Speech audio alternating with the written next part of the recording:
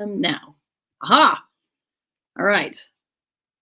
I'm alive in Twitch. Thank you. Hello. Hi. Sorry, I started the stream myself just in YouTube, apparently. Anyway, good evening, everyone. Glad I'm here. Sorry if you got here early. I swear I've been sitting here for an hour. I just didn't realize that it wasn't quite set up right. Whoosh! Alive in Twitch. Hello, Quad Kevin. Hello, Carrot Chapel. Yeah, so far, Polo's flights have gone well. Thank you very much. Oh, I know. Thank you. Right. All of our special new fancy. Thanks to Anita Lee taking care of that. Uh, Trying to, freshen everything up. In fact, all of our banners and intros and everything's getting reworked for the new year. Yeah. Hi, everybody. Hi, Blondie. Hello, Kiona, Bilby. How would you prefer to be referred to? Hello, Zarkin, London, Axio, my darling. I almost wore my lovely little hood again.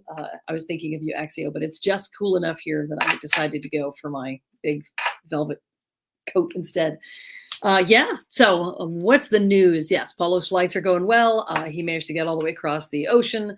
Having just done this myself, and of course, these are uncertain times for flying, a little unnerving. And I've experienced more turbulence in flying than in all the previous years. So I suppose maybe that's just life getting lively, the planet getting lively. But so Polo has arrived in the States and now he's in the air because, of course, he had a whole other leg because he's got to fly to Texas. So he is on his way to Sherwood now. Quad Kevin says, planning to visit Sherwood on Saturday, but caught a fever. Oh, yes, please don't spread any plague. As it is, I flew with masks and everything in order to try to avoid picking up any kind of international plague to bring home. Hello, John Caro. Yeah, thanks, everybody, for joining me. I'm happy to be here. I honestly have barely been out of the house since getting back to the States, partly because it's been cold. It was very cold in Italy. Maybe some of you saw the video of me filming Polo walking down the street while hail bounced off his back. It was very cold. And I can only imagine it's been very cold for all the Pavian reenactors doing their Landsknecht stuff. But I got back here and it was pretty damn cold here too. So, like 19 degrees, power outages, the family was gathered around the fireplace, covered in cats, trying to stay warm. So, quaint, but very cold. So yesterday we had our first burst of beautiful springy weather. And then I think it's probably tanking back down into something like winter. So yeah, trying not to get sick, trying to adjust to being back. Took me a while to adjust to the time zones, whatever. For anybody who sees Polo this weekend, I'm sure he's going to be a little out of it. So be charitable and offer him cappuccinos. The 8th will be wonderful. Oh, the weather on the 8th. Is that what we're saying? Kids are dropping like flies. Oh, I'm sure. And all the teachers with them. Ozymandias. Ooh, that's one of the best names ever. You need some winter. Wait, aren't you guys you're down in Louisiana? One of my other friends said that New Orleans was freezing too, unless maybe it warmed up this week. Quad Kevin said plagues suck. Oh man, it's in the 70s here. Oh well, fine, rub it in. It was 65 today for a little bit during the chicken hour. So the kids went out to supervise wearing full Fargo, ankle length puffer coats and shorts because they weren't sure which way it was going to go. So, oh, wow. Oh, how I can't wait for tank tops and shorts. That's my jam. Well, everyone, thank you for joining me. Sorry about the rough technical start. I had to sort of piece it together between Mab and Reverend Tommy because I don't usually do the tech part, or rather I do it once a month, which is not enough to remember things. So I appreciate everyone joining me, and I'm really glad to be here. I took the moment before this. I filmed one of my tarot card a day videos for you guys for it to pop up on the channel at another later date. I figured I may as well do that while I had my game face on. I was very sorry to miss, I think that Flash Phantasmagoria was today, I believe, although the times all blur together. I was like, oh, I got the indicator that Nat 21 was live, got the notification. And of course, that's the fastest show ever. That's the whole point because it's Flash. So I got there 37 minutes after, which of course it had ended by 30. So alas. So I missed it. Oh yes, the Hangman video. Yes. Yes, indeed. I don't know. I thought maybe we could all use a thought about sometimes the shit you put up in the short term is worth it in the long run. What else do we have here? It's good to be there in the warm South. Just got back from car shopping. Ooh, gonna buy an EV. Oh, that's exciting. It was lovely and we missed you. Oh, thank you. Well, hey, so what I'm going to do today that I haven't done, that has nothing to do with tarot, but I'm actually going to try to remember to do all of the thanks to the sponsors, posting the schedule, all that kind of stuff. With that in mind, before I get going too far in, I'm going to share the media asset that I just made that has some of my upcoming dates. Weirdly, I'm going to block up my own face with it while I talk about it. Some of the events that I have coming up.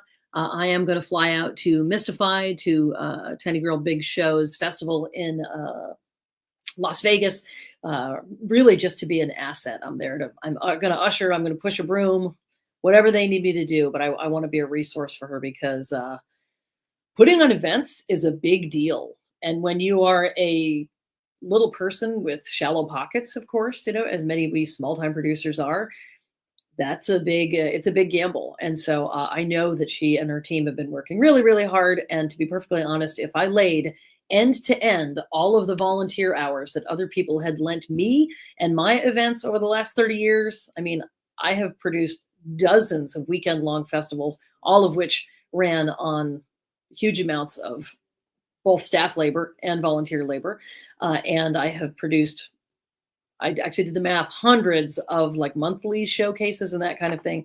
All of those, somebody who wasn't me was also helping to sweep and put away chairs and take money at the door and sell raffle tickets. I feel that I owe the world something when it comes to ushering and pushing broom. So I'm going to pop out to Mystify and help. And then I'm going to be teaching some tarot workshops in my local community here in Richmond in a month. Those usually sell out. So, if you're around, if you're a person who's in the area, by all means, jump in on that. I am hosting or putting up my very first own show. I'm going to put that. It's been a long time since I put up a show of my own local to my area. So I'm actually doing that for the Richmond Fringe Festival on the 13th of April. It's going to be it is the Furies Funtime Variety Show. Basically, I'm going to be emceeing and singing and writing a variety sideshow. And that is going to be Claire Dima, who some of you know from Abs Fest as a great belly dancer who walks on glass. And she's a master costumer. She's made a lot of my stuff over the years. And then Crystal Younglove, the Indestructible Lady. So we are doing a 3-woman show with the accompaniment of our own Orpheus, the amazing Christopher Belgic is going to play. And weirdly, they put us in the Goth Fetish Club for a brunch show. So this show is really going to be hitting a lot of marks. So if you're around, come to that. I'm going to fly out to Krampus Con, which I'm excited about. And then, it will be to Abs Fest time. And then before you know it, I'll be trying to get kids graduated from school and then set up for the D&D tour in the summer. So thought I should be official and make that. I think this is our new Nat 21 schedule, which I'm going to share with you right now. I know you guys see it a lot. I think that we have more and other stuff coming up as well. I'm personally excited about Space Jam. Of course, Danger Daddy will be landing soon to help make all that happen. And I've really been enjoying getting to show up for some sonnets and some Phantasmagoria. It's nice to get to be at things on our own channel. So, any comments I'm missing? Space Jam, I know, right? Lolly ho, y'all, right? Oh, so that is some of what's going on over here. You may perhaps I mentioned that Paula started building me a studio here at the house. We had this big old glass wraparound porch that a Florida room with the old like 1950s louvered windows. Really cool space, but impossible to heat. And frankly, the vines started growing into the porch. So he cut off a chunk of that and actually put in windows and insulation and electricity and so forth for me. So I'm very close to having my own studio. And right now, all of the plants are hiding in there because it's too cold to put them outside. And it is the best direct sun in the entire house is now actually in my studio. So that's been going on. He did what he could do before he had to leave town for like 2 months. So it's not quite done, but it's done enough for me. Good enough for jazz, as they used to say. All right. Pyro Life, Space Jam. Everybody get up. It's time to slay 'em now. So going where no orc has gone before in a galaxy far, far away. Yes, I am excited about some like orcs in space, Major Daddy in space. I don't really know. I'm not even sure who is going to be in this season, to be perfectly honest, because Paulo and I have been running so fast, so hard for so long that I don't actually even know. I'm pretty sure that Mab is in it. I'm pretty sure that Kitty Chaos is in it, but I honestly don't even know who else is in the game that's coming up. So I'll be learning. Oh yes, yes, I'll be learning along with you what's going to be happening. Axio says, can you send me a picture of your favorite glass goblet? Yeah, I sure can. Let me make a note of it. Glass goblet. And you can see I have a different one here today. I'm a big fan of these old, sort of, I guess they're vintage. They used to just be out of style and therefore they were affordable in the thrift stores. So they come in various sizes at our house. From the red ones tend to be the most shallow, or the yellow ones are the most shallow. Then the red ones are shallower. Then the green ones, and then the blue ones are the super size. Going to be here for a while, because I didn't want to have to get up and put in more ice while I was talking to y'all. So they come in different sizes to meet the needs of the moment. And I just learned the word in Italian for this. Bicchiere is glass. Tazza is cup. But this is not a bicchiere. This is a calice. It's a chalice. Hell yeah. Kitty's going to be in the upcoming game. I don't know about anybody else, but Kitty definitely is. Oh, great. Yeah, and like I said, as far as we know, Mab is in. She's got a lot of stuff going on in her life right now, but I think she could probably use the benefit of some of y'all's love and some orcs in space. The brown ones. Red, I think, was probably the goal when I was a kid, was to find red ones. So when I found those ruby ones, that was a big deal. I do have one special amber one. It's not that it's particularly nice. It is distinct. It's like got little nubs all over it, as if it has like a pearl texture all over it, even though it's just an amber one. However, it is sentimental because many, many years, long ago, Paulo and I were doing some theatrical event where he had, no surprise, been appointed, mayor or lord or whatever of the thing. And that was his mug. And we spent the night swanning around together, playing the part of a couple. And so I actually stole that glass because it was a sentimental moment. And now it's here in our house. So sorry to the set that I stole it from, but it's sentimental. And there it is. Hello, Nina Lee. So the part that you missed was me not quite remembering how to set up the stream and actually starting the whole thing only on YouTube and being like, why can't I find myself on Twitch? In fact, Handler Z right now is, okay. I was like, dear Handler Z, am I even on Twitch? Because I can't find myself. So got it worked out. Okay. Yes. And yes, again, everybody, you can thank Nina Lee for putting up some new assets. The old ones were great too. We certainly love Autumn Ingenue and everything that she did for us, but we wanted to have something new and fresh for the new year. So we're trying to gradually replace everything. It's easier to give the channel a pain-free facelift than me. So, well, hey everybody, anybody want to do some tarot? We could do that. I have a variety of decks. Basically, I think I'm up for reading cards for folks tonight. You are never required to pay. Of course, that's not the point. You're participating in the channel is already great. But if you're so inclined, there's my PayPal, Venmo, all that stuff. I also wanted to share with you something that is not exactly tarot. It's just really cool. Actually, Anshoshi from the Crafting with the Crew gave me this many, many years ago, and it's in my collection.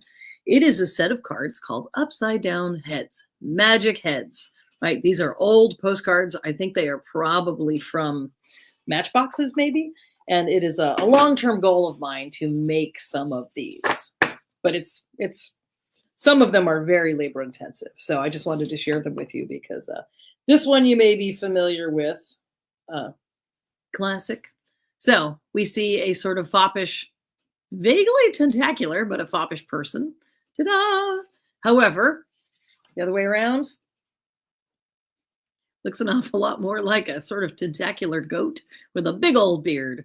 So you can see how I feel like this really hits the interests of a lot of our people. Preach, labor intensive. So this one we see, for those of you who saw the French Revolution Gothic horror, when Paula was like, quick, can you make me one of those rosettes for the revolution? And I like whipped one up in 30 seconds. So here we have, there's our foppish person with their business on top. Boop. Crazy. That one actually wreaks havoc on my mind, I have to admit. I won't make you look at all of them, but I just thought you might find them amusing. It says, this man wishes he had. This man patronizes us. This man wishes he had. So Grumpy Gills. Yeah, there's a big old stack of them here. This one is unnerving as well. There's something about these guys in the floppy hats. Boop.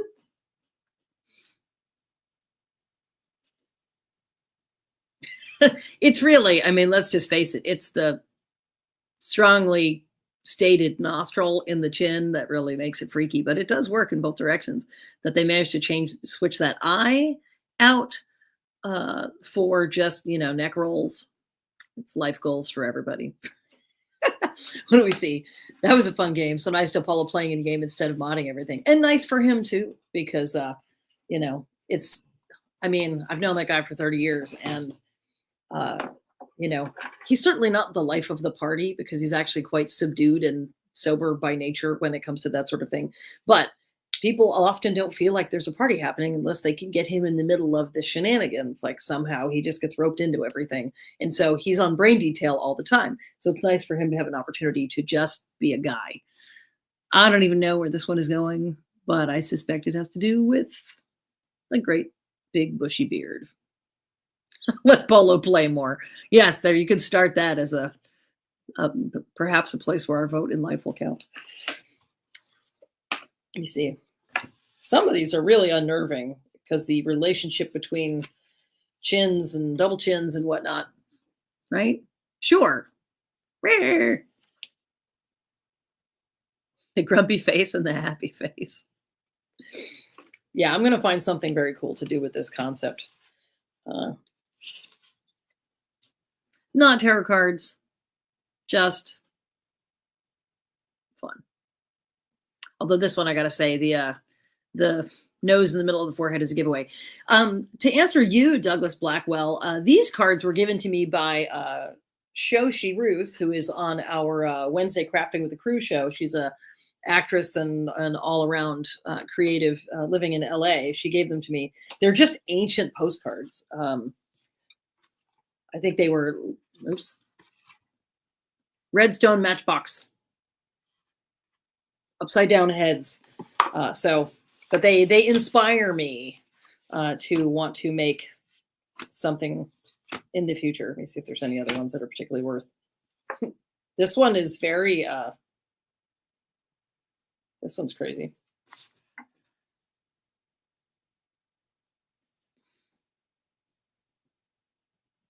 Have to admit, I actually have a little bit of a hard time seeing that one is upside down. Like that to me looks right. Oh, I guess he's got almost he's like a milkman with a gas mask. I'm not really sure what's happening there. So if anybody, I'm just doing this to kill some time and share some thoughts. So if anybody particularly would like their cards read tonight, you let me know. I'm appreciative that we have such a good turnout on a wacky Thursday, especially considering that I barely got the stream up and running. This one is fun and psychedelic to the extreme. And what does it say? This one just says the UK 1890. Yes, these are old school. So sad faces, happy faces, sad faces, happy faces. Crazy town. And then this is probably the most other genre distinct one that I will share with you. I suspect there's some backstory on this one that I don't know about. Well, this one is from Japan in 1847. So Oh, yeah, it's 2. Okay. So, see that face? It's actually freaking adorable. Yeah, the many faces one looks a little nightmarish. It looks psychedelically nightmarish. So, it's like it's cute that what had been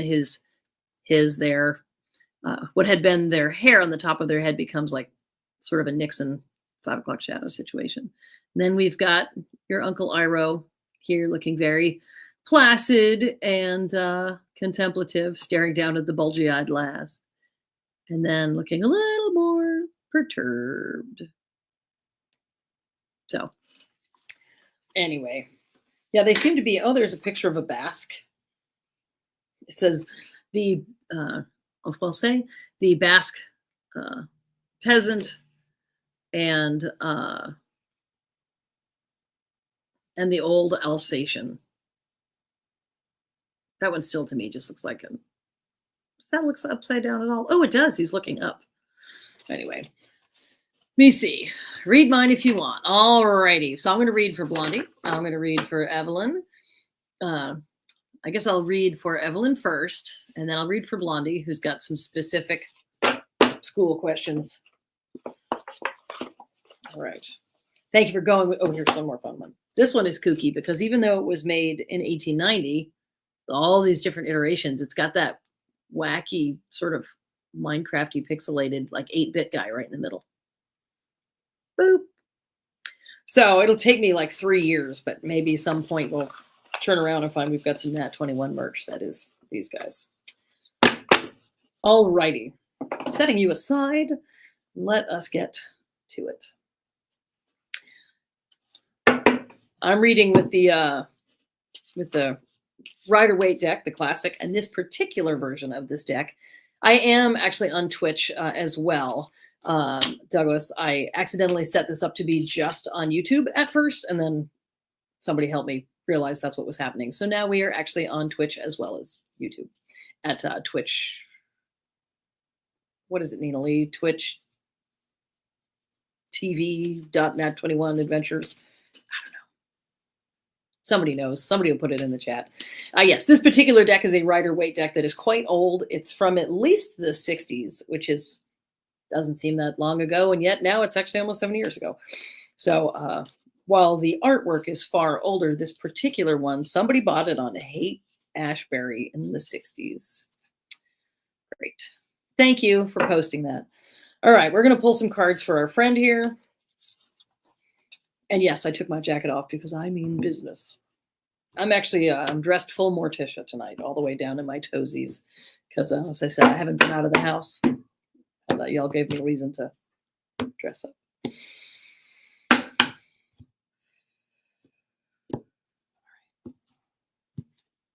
We're going to pull 3 cards for Evelyn here. I always want to call you Evelyn. No idea what we're going to get, but we're just going to see. Reading around for you. That one. And that one. And if you're new here, by the way, for example, Douglas, if we've met before, I don't know. Apologize. My name is Onsa, and I am a published tarot reader. I'm a tarot reader and a published artist and author as well. And I do a lot of, I do some back-end stuff here in the channel. And I also do appear as various NPCs and so forth. And I do a lot of support on the D&D tours that we offer as well when we go to other locations. All right, Evelyn, you've got some interesting cards here. And I do mean interesting. They are by and large positive cards. However, you do have, you've got a couple cards that are reversed. As we have discussed in the channel in the past, when your cards are reversed, it usually means that whatever is being described by the cards may be having some delay or some obstruction. So while there are positive things here, there's a little bit of sense of stickiness. Hard to know if that is because there's something you need to do in your life in order to move them along. You will know better than I. Sometimes it is literally, because there's a snow day, there's a flu going around. It's hard to know. We don't control all the forces. However, the cards that you got are the King of Cups, the Judgment card, reversed, and the Three of Cups reversed. So the first thing we notice, there's a preponderance of cups. So this is a lot about, mostly about feelings and relationships, relationality. The King of Cups finds himself in a place of interesting tension because the king is supposed to have the big picture, supposed to know what's going on, supposed to have self-control, self-restraint, really sort of have a masterful relationship with the question at hand. But as the king, he's very much in his, as the King of Cups, he's very much in his feelings about it. It's the card of artists. It is often the card of folks who are emotionally neurodivergent, folks who tend to see the world a little differently. So this card is a positive card, but it does describe the tension of trying to be the master of your realm while also being deeply in your feelings and your sensations. So that is your King of Cups. I do sometimes read reversals. Now, interestingly, I spent 20 years not reading reversals, and that is because I felt that it wasn't, there's already 78 cards. They have a lot to say. No reason to make it more complicated. And also, I assumed that reversals would be like, if you've got a card about love, does that mean it's about hate? That doesn't make sense to me. Once I came to understand that it was more about the energy of the card being obstructed or delayed, that made a lot more sense to me, and it made it easier to incorporate the notion of reversals into my practice. I also want to apologize if I'm going in and out because I don't have a mic here with me today. All that stuff went with Paulo to Texas, and so work with me. Lean in as I lean out, I guess. So there's our king. For you, Evelyn, also your center card, we have the Judgment card. Now, in this deck, it's a particularly morbid-looking card because this deck was commissioned by a Catholic mystic, so it has a real sort of apocalyptic vibe to it, I would say, that a lot of the more recent decks don't really have. I don't think that was necessarily Pamela Coleman Smith's artistic aesthetic in this case, but she was doing the job that she was hired to do as a gig economy worker. So what we see here is the angel blowing the horn. The people are coming up out of the graves. What this card normally speaks to is, it's literally the card of judgment. It is, how are things feeling? If someone was going to write a biopic about you right now, would you like how it sounded? Would you feel that you needed to make different choices? Basically, if you were Scrooge, are you going to get an ending to your story where you end up being the good guy who's transformed, or are you caught up in being a curmudgeon? Not that you are, but the point is that this card asks you to assess what is your impact on others. What is the net impact of your passage through the world? And a lot of times this card is saying, whatever you've been doing up to now is probably coming to a certain sense of closure. And you can look at it and go, is that what I did? Allow me to assess, evaluate, make decisions, and move into the next thing. So the Judgment card. Judgment in all of the best senses and also in a sort of intense way, I want to say. And then you've got the Three of Cups, which is one of the sweetest cards. This is very much a card about the diversifying your relationships to not just be, your domestic partner, not just to be your roommates, not just to be your immediate blood family. It is very much about building community outside of the sort of nuclear family, which, as we know, nuclear family is not a bad thing, but it's not a natural unit. It's an economic unit that was built in the last 100 years. And it has a lot of challenges because just as one partner, one person can't be everything for anyone, no family can be everything for anyone. Yes, in the end of days, your family is probably who you're going to be thinking about. But in the day-to-day, like I've been home with my family for the last week and I couldn't wait to see you guys because it's important to, whatever it looks like for you, to broaden your horizons of emotional connectivity. Does that make sense? So this card is very much about trying to break bread with other people. It is also about intergenerational relationships. So not just palling around with people your own age, but also learning from your elders, imparting, goodwill and charity unto others. So I'm going to show you these pictures now. I said, here's the Judgment card. This is not what my Judgment card looks like, but this is the traditional. They are literally gray bodies rising up out of the tombs. The good news is I mean, once you get over that being sort of, you know, a particular kind of vibe, these are folks that are they've done their best and they are rising to the next opportunity that is available to them, which in this case is the resurrection.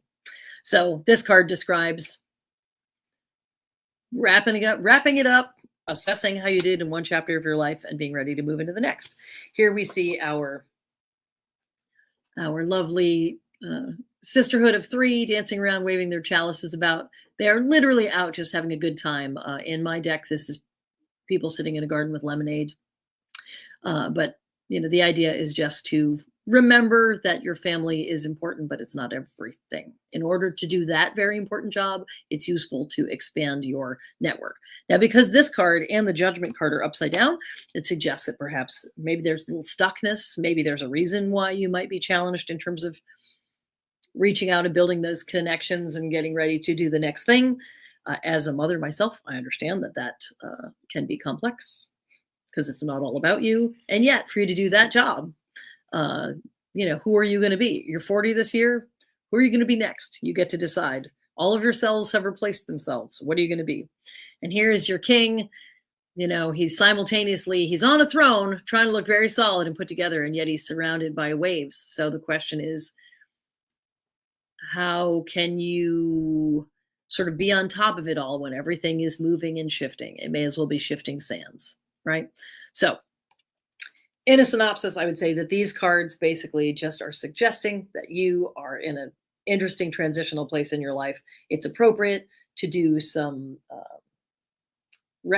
introspection, retrospection, and decide relative to your responsibilities and what you want out of everything next. How do you move when things sort of get unstuck? How are you going to move forward? And what do you want to do? That's what I'm going to get out of that. Hope that helps.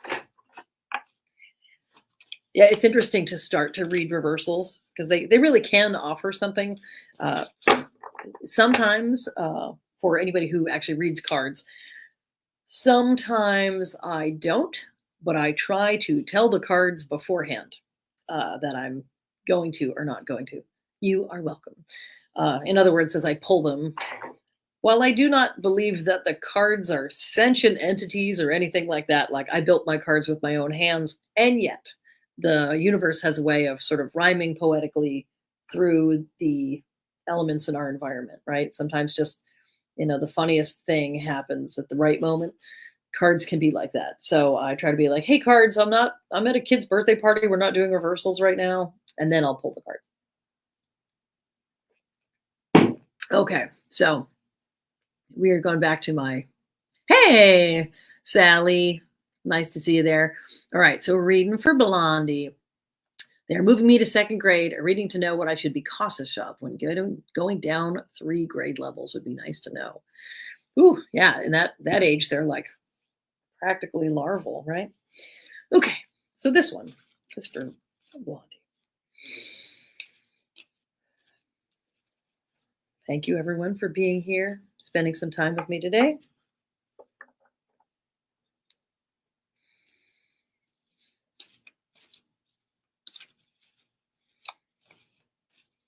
All right.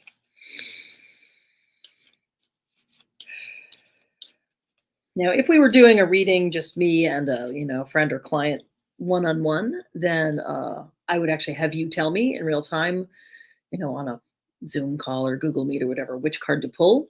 Because of the lag time in Twitch, we really can't do that. And I have to just kind of vibe it out and go for you. Oh, Axio, I'd love to read your cards. Okay. All right, Blondie. What do we got? That's 5th grade to 2nd grade, right?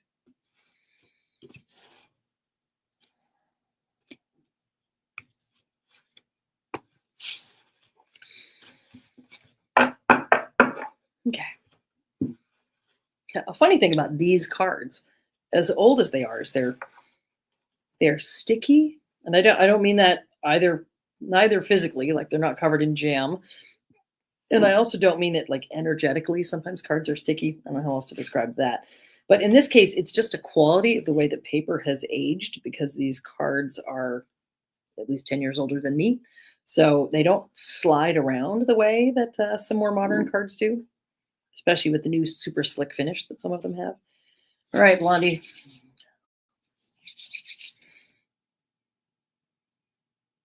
Ooh.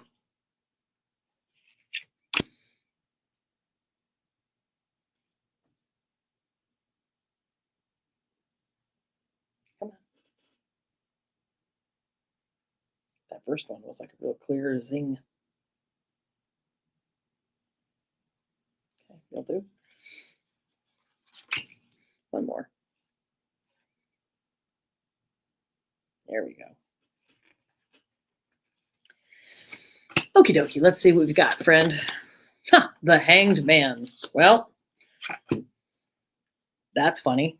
If anybody watched the Nat 21 little video today, that little reel was about the Hanged Man specifically. So,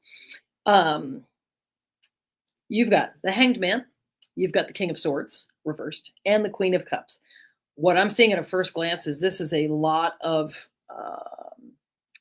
authority energy. And I do not mean like authoritarian, but I mean like you are probably going to have to do more than you are used to. I'm sure fifth graders are a handful, but you're going to just have to recalibrate like how in charge you need to be and how much. I'm sure you're an old hand at this. But a thing to be aware of is that these kids are going to require guardrails around the most basic things, instead of assuming that they know how a trash can works, like whatever it is, that they know how washing their hands work. It's just going to be very hands-on, establishing, I don't want to say boundaries, but like establishing protocols and making sure they understand. You also have the Queen of Cups, right? So that King of Swords, this is absolute. It is absolute authority in the sense of the King of Swords. Once again, we're having kings. That is about having the biggest possible picture. That is about understanding systems and what you need to do in order to make things work. It is using your words. It is probably using your I mean it eyebrows with some of the kids. Like it's about authority and intellect. However, this card is reversed. So there is that sense of like you may need to,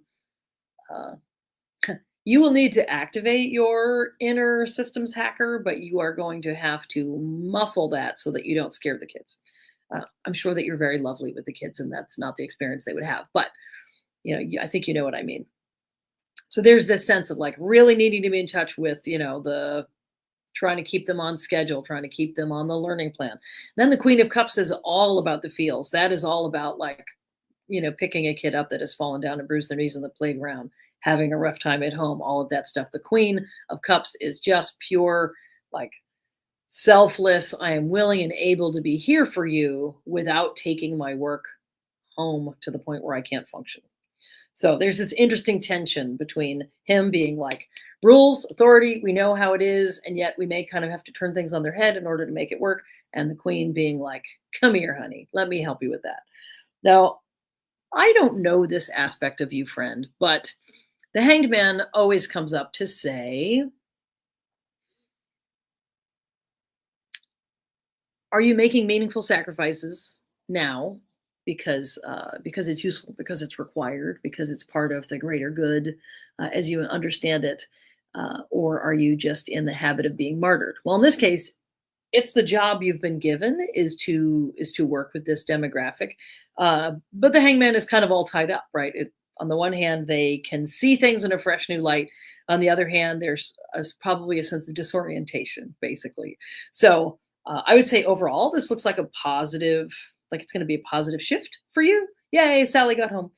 It looks like a positive shift, and it will be creatively and emotionally challenging for you in ways that can be fun and valuable. But that Hangman really asks you to work to figure out what your balance is in terms of the helpful versus martyrdom. In your case, it might have something to do with how much or what kind of time you feel called to put in, because I know that with teachers, you guys get pushed to the very max. So here's our Hanged Man. I always want to hasten to add that the Hanged Man is hanged by his ankle, which allows us to assume, and also they're all lit up with, this sort of halo of illumination. It is a choice that they are making. Here's our King of Swords. Normally, he's all very, sorry about the glare. He's all very big picture, big skies, big birds, big swords. But in this case, he's got to moderate his extremely airy intellectual tendencies, probably to deal with the fact that these people are like, what are they, like 8 years old? And then here's our queen. She's not just holding any cup, she's holding like the uber chalice that can contain the tears and joys of many snot-nosed little ones. So that's what it looks like to me.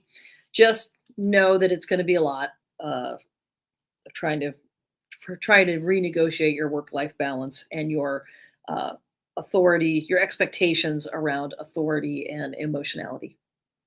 That's what I'm getting. I hope that helps. All right. I think that we had Axio was up next, and then Ozymandias. But I'm going to take a pause here and see. So Sally and Percival got home, which is great. Hi. Imagine everything went really great while you were gone. I was a genius. Oh, I'm sorry meeting went long, but I hope it was fun and productive.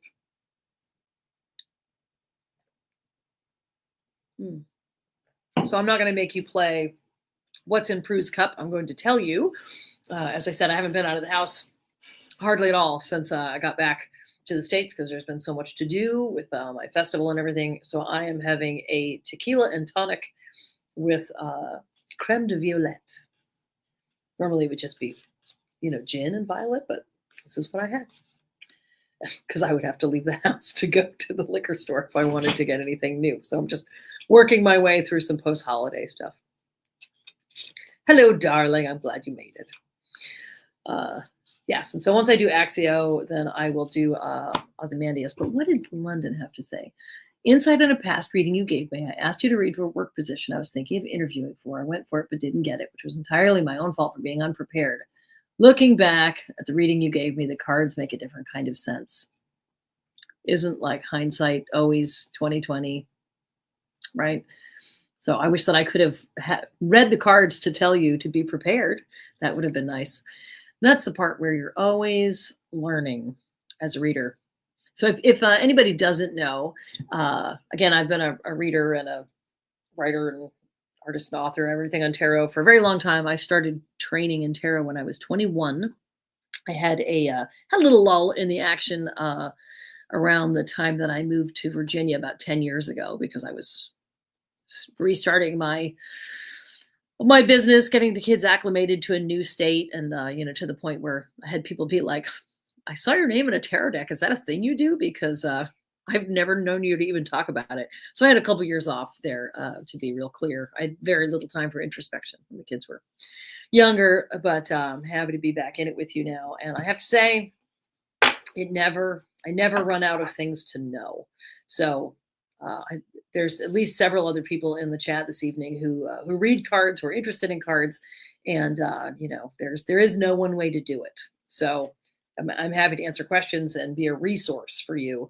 I can lead you towards things that are historically useful for me or are historically have been historically proven or suggested by the records. But it is in the end, it's an intuitive art form. There is no one way to do it. All right, Axio, my darling. So I'm going to pull some cards for you. I don't know what this is about.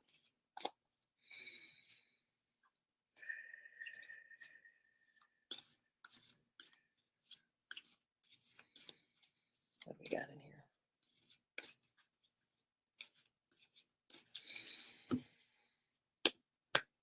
I usually divide the card into 3 piles, and I usually do that 3 times. Again, there is no one way to do it, but that is how I was taught.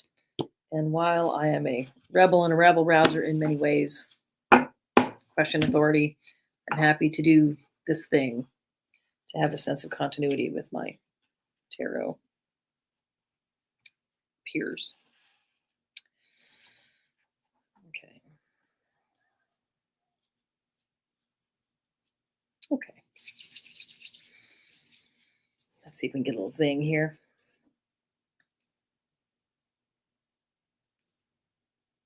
Weirdly, I don't know what it is. It's like this side of the table is the side that's got the most energy. Like,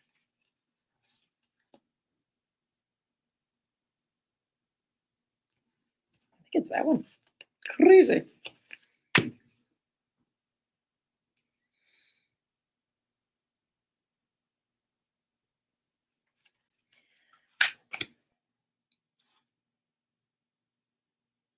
Alrighty.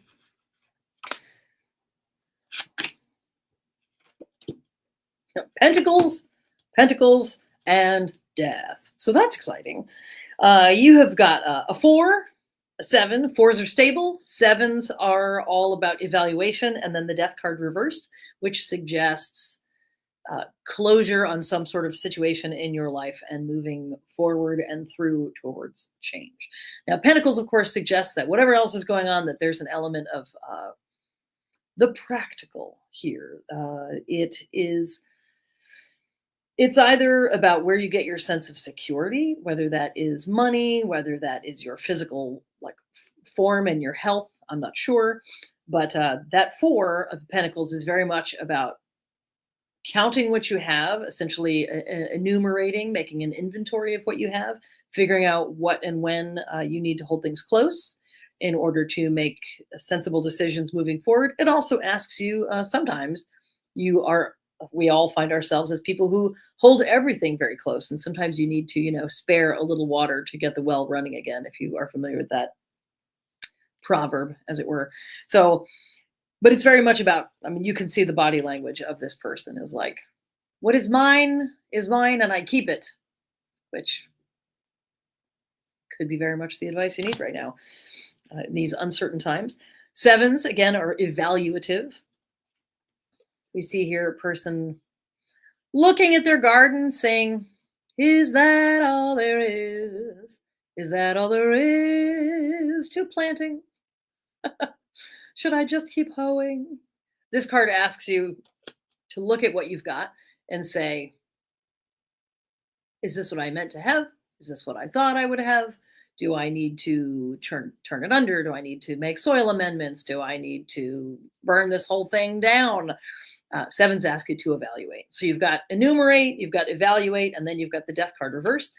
Again, the Death card, rarely a card of actual death. This is in the tarot 99.9% of the time. This card comes up around more closure on a situation. It's saying, we are so done with this job. We are so done with this relationship. We are so done with this set of habits, this way of being. So when this card comes up, it's usually saying that thing you've been thinking you probably need to get rid of or move away from. By the time this card comes up, you usually already have. Like, you've already done everything except for actually the cord cutting ceremony on it. So the Death card comes up to suggest significant transformation, always of a good kind. It's like always, leaving something behind that really needs to be left. It is, I call it the compost principle. Like, again, you leave the things behind that rot and then new things grow out of them. Now, the fact that the Death card is reversed, again, suggests that there is some sort of a blockage or delay. The question here, I have no idea what this is about for you, friend.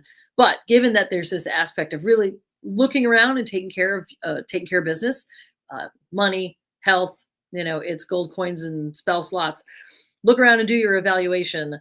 And then as you decide whatever this thing is that you need to take on and move forward from, why is there a delay? Is the delay because you yourself, you need to take care of some business first? You need to move some money around in some accounts? You need to hit the gym first? You need to, I don't know. I have no idea what it is, but the question is the delay in making this transition something because you have some work you need to do? Whereas again, is it something in the outside environment? Like, I don't know, you're a federal employee and you're about to get laid off because of all the reasons, and it's coming for you, but you haven't got the crazy email yet. So I'm not sure what it is, but this card suggests that you got a little time to figure it out. So I'm going to hold those 3 up for you, friend. And I know the Death card is scary, but don't freak out. It's actually not the scariest card in the deck by a long shot. It just suggests that it's time to, do some housekeeping. So there you go. I hope that's helpful. London says, Pentacles, Tentacles, and Death. Sound like the title of Cthulhu Mythos. Planes, Trains, and Automobiles. Yes, please. I would like the Net 21 After Dark version of that. Like, I'm not a hentai person per se, but whatever that is, that sounds like an amazing, travelogue from a time traveler who is trying to figure things out. I think that the Cthulhu planes, trains, automobiles, I think that's perfect. Also, 3, the satisfying number. And yes, the drink is delicious. Bless you, London. So before I read for you Ozymandias for your birthday, let me take care of some business for the channel for a second. So because I think Nina Lee, my boss, is here watching. Media assets. I have you don't know about Cthulhu, but you know about tentacles and stuff, right? Let me see. Here's the schedule. Upcoming things. Monday, 8 p.m., Modern Monday with Lady Prudence. I always love that when I'm able to catch it. Tuesday, Sonnets with Shakespeare. That show is so good. I wish that I could pull my kid out of school so he could attend it and be part of it. He's creative writing inclined, and it's a shame that he's already tied up in a personal finance class at that time. Then there's some Space Jam to go with Galactic Peanut Butter. I don't know. Crafting with the Crew, which is often, if I understand correctly, these days it's Shoshi, Cubby, and Kitty. So that's a winning combo. Gothic Horror Gaming with our dear friends over there. We got the Gloom Master and Handler Z, and then Flash Phantasmagoria, which I've been loving, and I see London there a lot. And then Show of the Week, I believe, I don't want to speak out of turn, but I believe that we're going to be adding once a month leatherworking show with Zoran, who works at all the fairs with Paulo and I. I believe that's going to start next week, I think, once they're all set up at Sherwood. So keep an eye out for that. That will be a show of the week, like a once a month kind of thing. What else? I should also mention this event. Destination D&D, Muncaster Castle in England. That is Muncaster Castle. Some of you have been there. Some of you have not. It is truly amazing. Like, I cannot believe that my life is a shape where I can, I'm using my little cursor to point to the tower I stay in as if you could see it. I'm amazed that my life is a shape where I get to go there. And I am always eager to share it with you guys if anybody's ever able to make the time. I know it's a lot of dough to sneak over there, but it really is it's a once in a lifetime experience. Pretty incredible. I know we're also going to be running another D&D tour in New Orleans in November, and I do believe that there is going to be a jousting mechanic in the game. That's all I'm going to say about that. Paulo and Mai's kid, Zip Flash, is actually going down to do a week-long apprenticeship with the jousters. Not on horseback, just because they're interested in being a vet. They're going to go down and work with the war horses during Sherwood. So if you see a super handsome kid who's way too good looking to be either Paulo or Mai's kid, that's our kid, hanging around the jousting field. So that's a thing. Any other sponsors I should mention? I don't think I have any other sponsors in here. I think they're all in everybody else's stream. Thanks, of course, to Nina Lee for helping with all of this stuff, and also with all the assets, and also to Mab and Reverend Tommy for help getting into the stream today since Paulo's on a plane. I think that's that. Let me see. I don't know enough about Cthulhu. London, I'm pretty sure your imagination is deep and rich. Who has a backlog? What did I miss? What? Wast? Ooh, I'm missing something.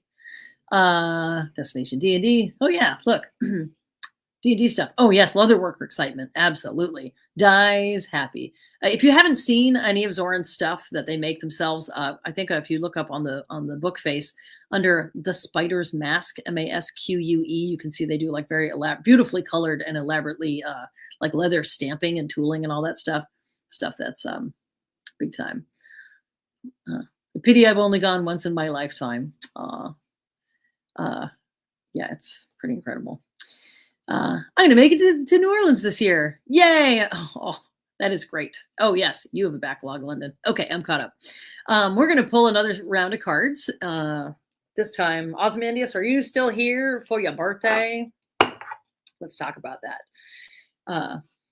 Thank you, Sarkin. I can't wait I'm hoping I'm going to see you there again this year. It really is great, and we're gonna soup it up. Try to make more magic happen. There was one other thing I wanted to say. Oh, on the subject of Muncaster. So, since you're here, some of you I know are witchy inclined, and for 2026, the following year, hot on the heels of the D&D tour, I want to say right now the dates for the event I'm talking about are June 30th to July 6th. Feel free to forget that because we're talking about a year and a half from now.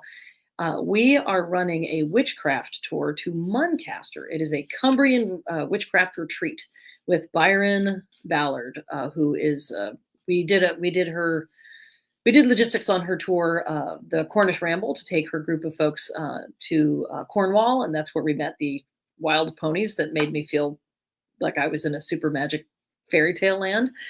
We are bringing Byron's folks, which is students of her work, people who are interested in Appalachian magic, witchcraft tradition, and how they tie into British folklore. We're bringing them to Muncaster to do it there because Cumbria is the Wild West of the UK. So if you're interested in that sort of thing, witchcraft tour. The details of that should be going up on the Ren Adventures website very shortly. Ren Adventures is the non-D&D wing of our tours. So the witch part goes under the Ren Adventures part. So check that out. Anyway, so while I was looking at the picture of Muncaster, I was like, oh, and pretty soon it'll be covered in witches. What do we got? Be watching on Earth Cam. Oh, you're going to be watching Mardi Gras. Some of our good friends from Richmond are headed to Mardi Gras this weekend. They are in some Corvid crew, all covered in raven feathers and sort of plague doctor masks and everything. If you saw any of the pictures of Paulo's costume that he wore for the Lands Connect thing, one of our friends was instrumental in hooking him up with all that. Okay, if you watch Earth Cam Bourbon Street through YouTube, okay, that's hilarious. Zarkin, that is the only reason I would ever look at Bourbon Street, except to stop in Lafitte's and sing a song. Okay, yes. Ren Adventures. Book your trip to wondrous places such as Sicily. Oh, we are actually running another witchcraft retreat to Sicily in 1 year. If you want to go see some of my favorite places in Sicily, that is going to be with Laura Tempest Zakroff, who I have known for 30 years or something as a tribal belly dancer, who is now a very esteemed and prolific neo-pagan author, and Lilith Dorsey, who lives in New Orleans and is a voodoo priestess and a published author there. So Lilith Dorsey of New Orleans, we had to plan the tour for next year around New Orleans because as a voodoo priestess, she could not miss a Mardi Gras. So anyway, we're always up to something. Okay, Ozymandias, if you are still here, you are going to get your reading now. You take a big breath in, and I will too.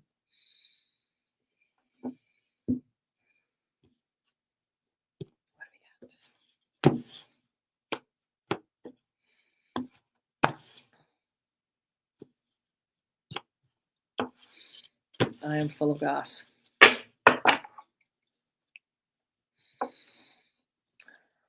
All right, birthday girl, you still there? Here it comes. Boop.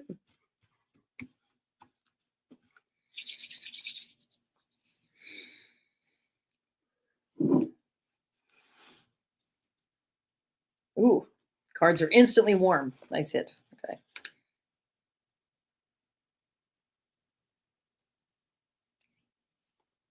Ooh, yeah. Pop, pop, pop.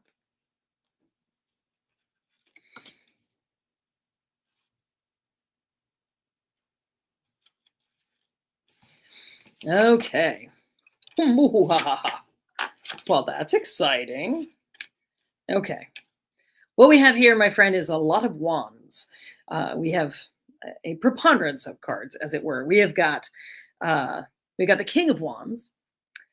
All the kings are showing up tonight. This is like a time of authority or whatever. Walking past your local woo-woo shop.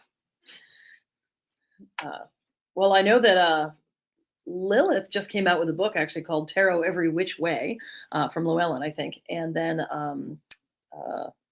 if you like sigil magic and that sort of thing, Tempest just came out with an oracle deck that is about sigils. Okay, so wands. Wands are willpower, my friend. Willpower, passion, fire, the drive to get up and do the thing. It is about taking the run when you don't want to take a run. It is about doing the show when you don't feel prepared to do the show. It is about showing up for friends and family when you are worn out. The fire in the wands is the thing that gets you there. So you've got the Four of Wands, which is a card of stability. It is a card of, at its best, it is sort of a Beltane card. It's a card of celebration, of passion and drive, and coming together with community. So it's a very juicy, like, I want to say midsummer, but now that means something else. So not midsummer. It is a very juicy, like Beltane kind of card. Um, it is reversed in this case, which suggests to me that all of those things are true, but that you probably have a lot of draw on your energy right now. So it's like you may have a little personal Beltane that's not as much of a big public Beltane. You may have be experiencing upwelling of like drive and interest and productivity and creativity and activism or whatever that looks like in your life. But there may be a lot going on that sort of keeps it local. Let's just say, like, if politics are global, your Four of Wands actions may be local. It may be more about literally what you can do in your own life rather than like what you can take out. Yes, personal cupcakes. I would love that. I'd love to be there for that. Beltane with cupcakes.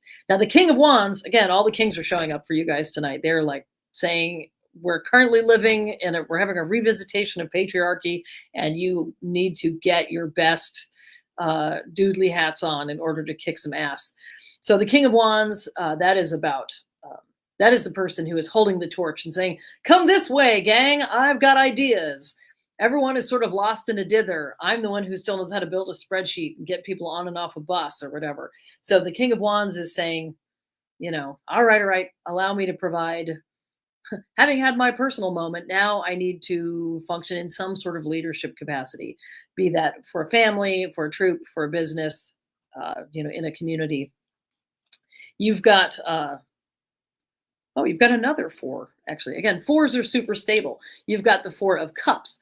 The Four of Cups, I'll show you this card in a second. It's traditionally a person sitting under a tree. There are material cups, actual chalices in front of them, and then there's usually a sort of a etheric or a fourth sort of magical cup being presented. And this card suggests that superficially all of your emotional needs are met, whether that is, again, familial, romantic, community, whatever. Like, you should be fine, and yet there's a sense of like, what am I missing? What is the thing? And that, in this card, in my experience, usually comes up from fatigue. It's like, it's the, when you don't have enough sleep, everything sucks a little bit, like whether it's actual sleep hours or just sort of stress. The four, it's emotions and relationships. Would you think that like the four being the number of stability would be great? Like, okay, well, it is, you're secure, but it can be a little flat. It's like some of the bubbles have left your sparkly drink. And it's usually a phase of feeling a little bit cut off from things. So this card suggests that King of Wands really wants to encourage you to enjoy those personal cupcakes and remember that you have got the opportunity to sort of reach down through being emotionally tired in order to have maximum positivity. So here's our person who's like, yeah, I mean, I guess I have all my needs met. Oh, turns out that sorry, I'm trying to get it so you can see it without the glare. There you go. It's like all of your needs are basically met, and yet, it turns out that the magic feather was inside you the whole time. Stronger than you know, basically, is what that card says. You just got to like getting through. And that we tend to tie ourselves up in our heads. So here is our card of like, here's the happy couple, the community cavorting merrily through a magic arch of celebration. But again, it's upside down. So there's a little bit of a like, okay, it's all about what I can do for myself right now. King of Wands is here to kick some ass. Boop. Four cups are what I usually have on my desk. That makes sense. So here's that king. There's the little lizard sort of looking on. They're almost like the patron saints of fire in this case. So, if you see any little lizards or anything like that, then you're getting messages about trying to keep that fire burning as you move through the end of this winter into the next season. So there you go. 2 4s, very stable. Uh, and there's a lot of fire and a lot of action, but there's a little bit of stuckness, which could be circumstantial, because of course the whole world is a little crazy right now.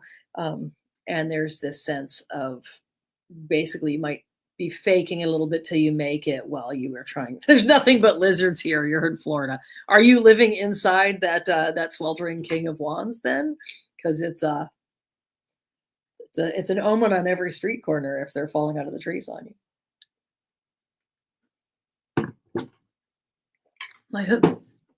My best doodly hat. I want a doodly hat. So I hope that's useful. Happy birthday, personal cupcakes. What I want you to do is imagine that all of these wands that are depicted are actually candles on fire in the best possible way. And then you have all of these glasses of your favorite beverage to put them out with if you want. So there you go, folks. I'm amazed how many of you chose to come out tonight, given that we really only just got the word out like yesterday. You know, getting the word out. Bash Brannigan. Hello. Thank you for being here. Yeah, I'm really pleased with how many folks were able to join us on such short notice. For anybody who's just getting here, my name is Madame Ansa, and I am a tarot artist, author, reader, etc. I do a lot of things in the world, but in this context, that's what I'm here to do. And I'm just enjoying a violet flavored libation and reading some cards for everybody tonight. Again, if you're new here, we have a pretty full schedule of programming here in this channel of all kinds. There's writing workshops, sonnets, there's the live music shows, there's D&D and other gaming formats.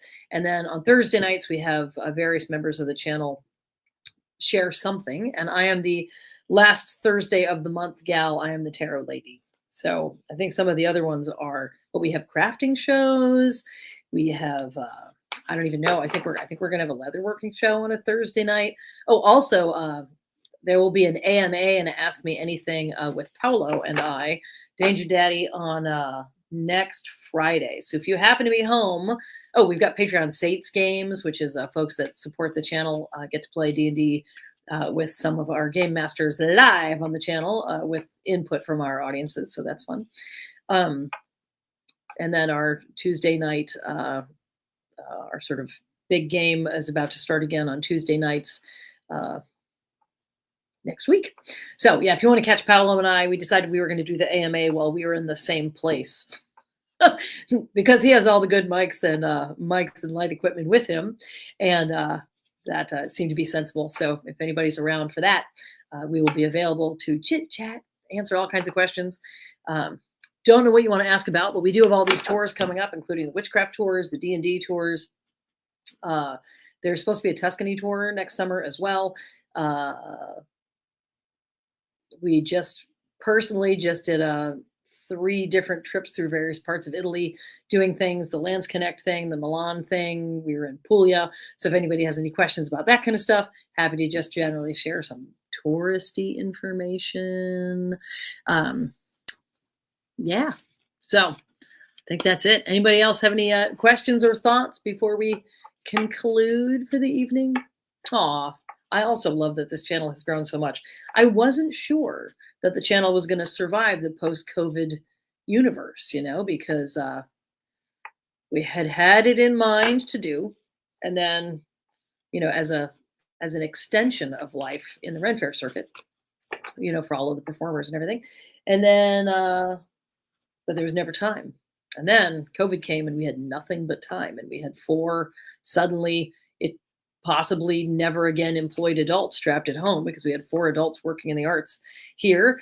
Suddenly we had lots of time. And like many of you, we started, making bread and brewing kombucha and brewing mead and, all that kind of stuff. We really didn't. And if you remember, of course, we had Sunday night side quests. We loved those, but there just isn't time to fit that in while we're actually doing our job. our job, while we're like actually out there doing all these tours and working. So many folks are out working very grueling schedules, every weekend.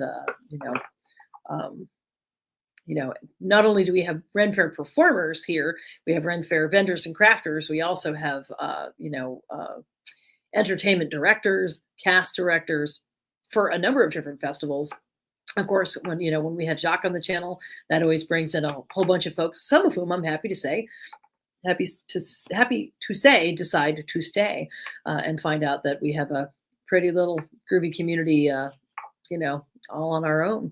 So I'm happy that so many of you have decided to stay and make this a viable alternate to the outside world when it can be so cruel and uncertain at times. I'm glad that it has survived COVID, and that I have had the opportunity to meet so many of you in person as well.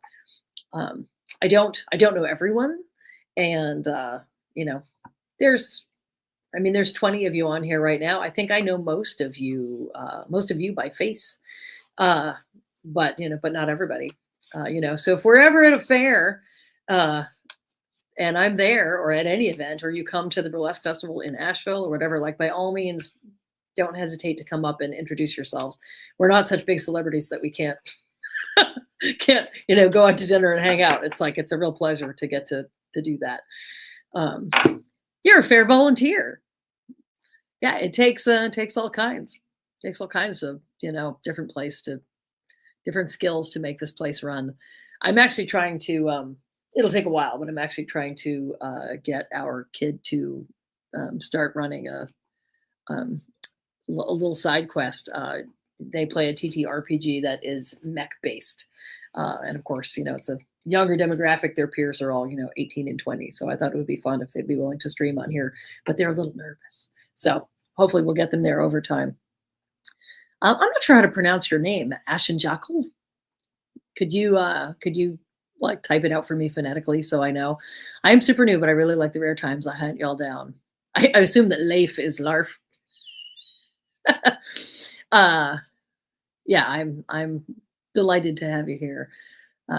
Ashen Jackal. Okay, thank you. So, sometimes these things are not and it's like I want to call people what they want to be called. Like London wants to be called London, I believe. But for ages I called them Victorian because that was the first thing. Happy to call you whatever. We are not here to tell people how to go through the world. So, what else? I think I've shared with some of you a little story about one of our kids. As they were getting older, I had, we're in a doctor's office, and I'm like, well, you should probably fill out your own paperwork at this point, learn how to do your own paperwork at the doctor's office. And I remembered in that moment, the first time I filled out paperwork for my kid. I was there with a baby or whatever, a million years before. And I, wrote mother's name. I wrote my mother's name. And then I was like, oh, right. Now I'm the mother and this is the baby. I had to rewrite the paperwork because I'd done it wrong. So here for our kid, 18 years later, they were filling out their paperwork and they put father's name, Paulo Garbanzo. And I was like, well, that is true. But, they probably want his legal name. Newsflash, that's not his legal name, which is why I'm not Mrs. Garbanzo. And our kid was like, wait, what? I was like, you're 19 years old. Do you ever wonder why mail comes to the house with somebody else's name on it? And they're like, no.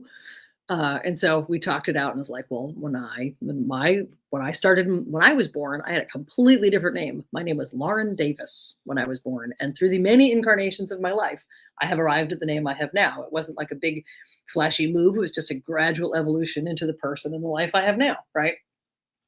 And, likewise, it was like, Paulo Garbanzo has another name.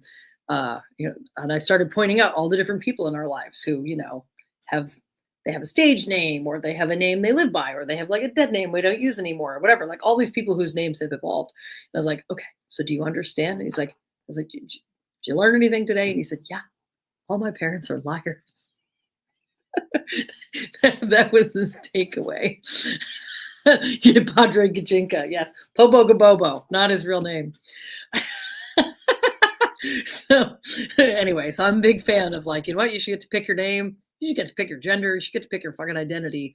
Like, world is weird enough without having to worry about all that stuff. You know what? My hair's not really this color. I don't really have metal strands growing out of my head, too. It is my prerogative. I wasn't born with all this metal in my nose.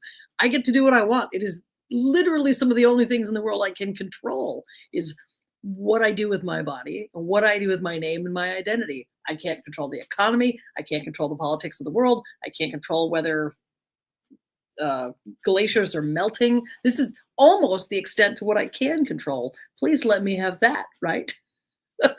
So, Padre Gajinka, for anybody who doesn't know, a little kid could not say Paulo Garbanzo, so they always called him Pobo Gabobo, and now he gets to be called anything.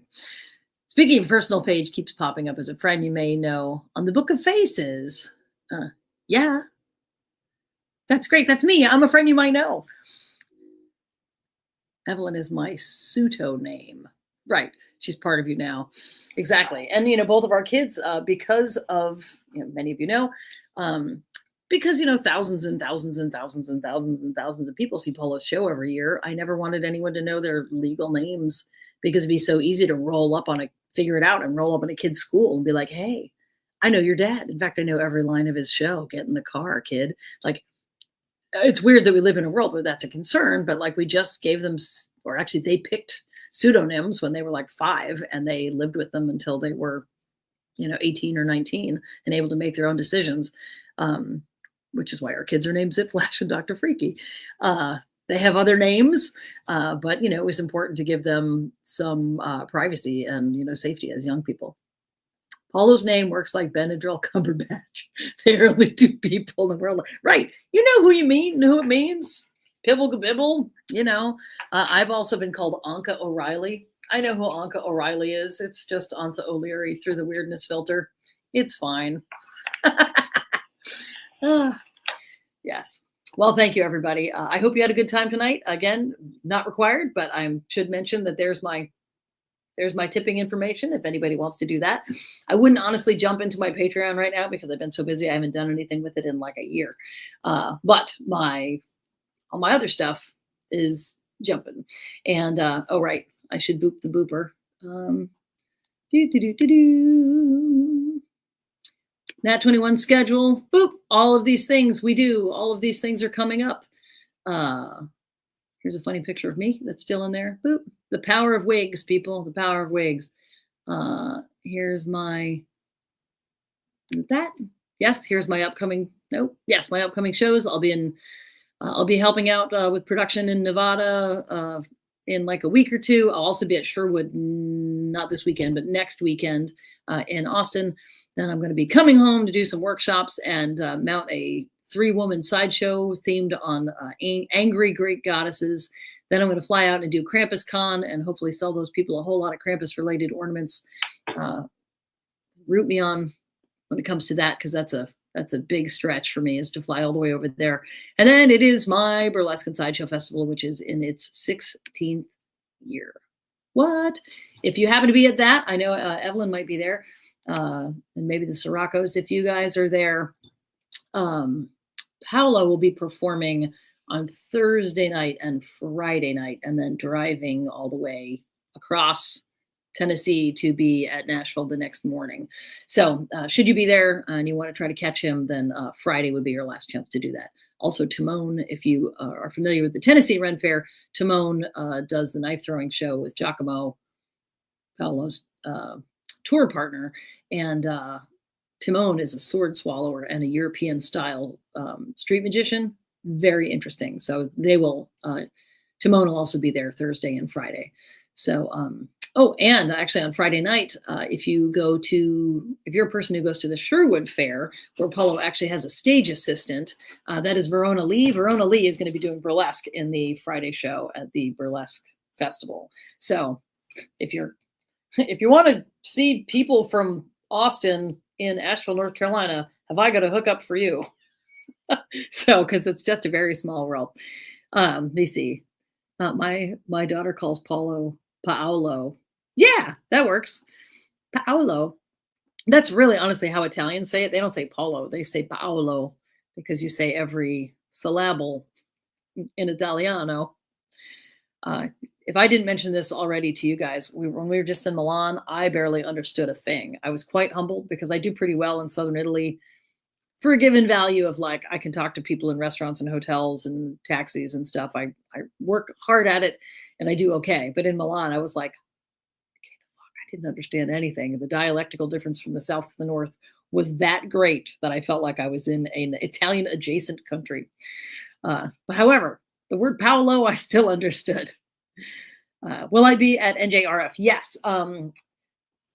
One of the 2 weekends, I think it's the weekend of my birthday, which is June 5th. I think that weekend, Paolo and I will be there, and also May Hammer will be there because we are putting on the New Jersey Ren Fair after party show. I'm not sure yet whether it's going to be more theatrical or like DJs and burlesque or what, but we'll be putting on that party that night.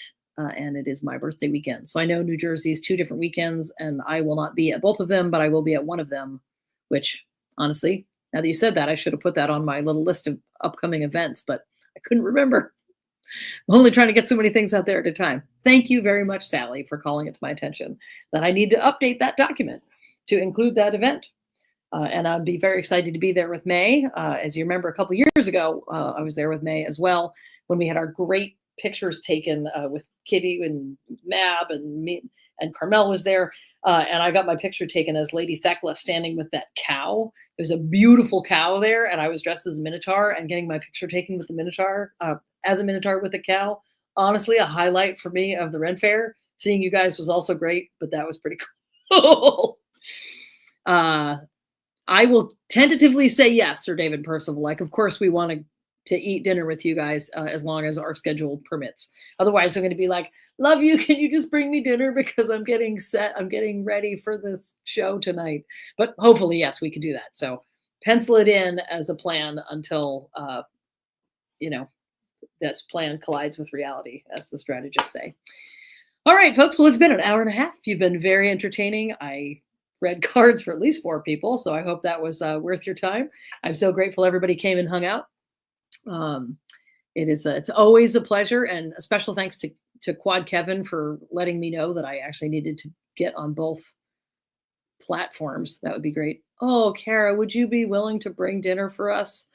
The Friday Abs Fest show, that would be great, because I have to tell you, I will be, before you say that, I'm going to remind you that I don't do dairy or gluten, so I'm kind of a pain in the ass to do food for.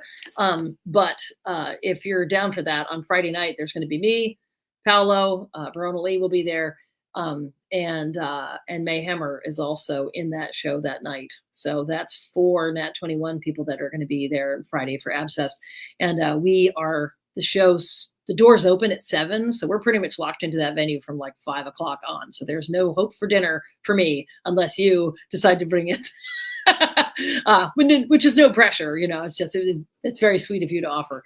We'll be there setting up for the it's a Nerdlesque show, so it's going to be a good time. Well, thank you, Ash and Jackal. Thanks, everybody. This is me trying to remember how to find the outro banners. If I was really a cool kid, I would have figured that out already. How about now? Love you, bye. Nope. How about now?